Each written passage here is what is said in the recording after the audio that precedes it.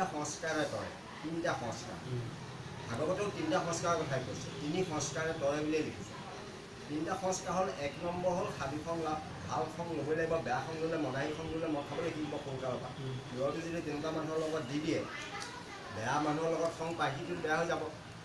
কাৰণ পলাত ভাল লাই ল'লে আহোঁতেও বাপেকে কৈছে কোনোবা বৈষ্ণৱে আৰু কৰে বুদ্ধিৰে ইয়াত কোনোবা বৈষ্ণৱে গণ্ডগোল লগাই দিছে সি মানে শাস্ত্ৰ শাস্ত্ৰ পঢ়িবলৈ এইটো বাদ দি আমাৰ দৈত্য শাস্ত্ৰ এৰি পেলাই সিফালে গৈছে অৰ্থাৎ ইয়াত কোনোবা বৈষ্ণৱে গণ্ডগোল কৰিছে আমাৰো ল'ৰা ছোৱালীবিলাক ভকতৰ ল'ৰাবিলাকো কোনোবাই অসৎ সংগত ফুৰি ফুৰি গণ্ডগোল কৰি কাৰণ অসৎ সংগ কৰি চাৰিওফালে বিচাৰি পাব আৰু মানুহে সাধাৰণতে বিচাৰিও লয় অসৎবিলাকে এইটো খানা অসতে বিচাৰে কেলৈ বিচাৰি লয় মানে মই এটা এইখিনিতে মানে মোৰ কথা এটা মনত পৰিছে মানুহ এজনে তেওঁ মানে টেষ্ট কৰিবৰ কাৰণে এটা গাধ কিনিবলৈ গ'ল গাধ এটা কিনিবলৈ মানুহজনৰ দৰ দাম কৰিলে গাধটো নিৰ্দিষ্ট দামত কিনাটো চুক্তি কৰিলে মই বোলো আপোনাক 100 টকা মই বেছিকৈ দিম গাধটোৰ দাম খালি মোক গাধটো এদিন লৈ গৈ মোৰ ঘৰত ৰাখিবলৈ দিব লাগিব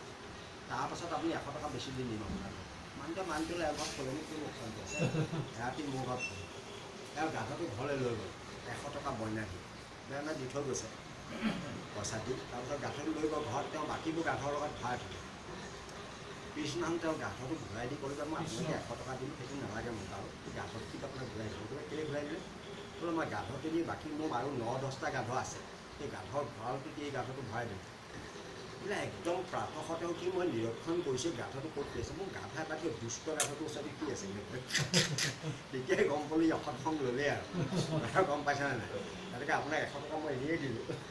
তথাপিতো এইটো গাধ মোক নালাগে কাৰণ বাইককেইটাও নষ্ট কৰিব সি গতিকে সংঘৰ দোষটো এটা সেইকাৰণে দুজনে কৈছোঁ যে প্ৰথম সংস্কাৰটো সাধু সং লোৱা সাধু সং